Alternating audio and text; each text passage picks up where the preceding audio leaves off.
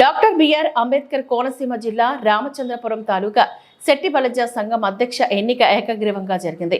రామచంద్రపురం శెట్టిబలజ కళ్యాణ మండపంలో శెట్టిబలజ సర్వసభ్య సమావేశం మాజీ సంఘ అధ్యక్షులు నరాల ఏడుకొండలు అధ్యక్షతన జరిగింది.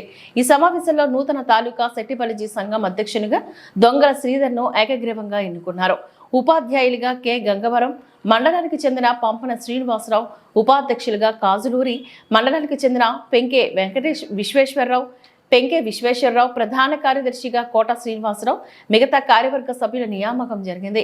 ఈ సమావేశానికి మాజీ సంఘ ప్రధాన కార్యదర్శి పలివెల నాగరాజు, సభ్యులు కంచి సత్యానందం, పాలిక అప్పారావు, సంఘ పెద్దలుగా టేకుమూడి సత్యనారాయణ, కాలా సత్యనారాయణ, పంపన సుబ్బారావు, కుడుపూడి కొండ, కట్టా నాగేశ్వరరావు. ఈ సమావేశానికి శెట్టిబలజ సంఘ సభ్యులు అధిక సంఖ్యలో పాల్గొన్నారు.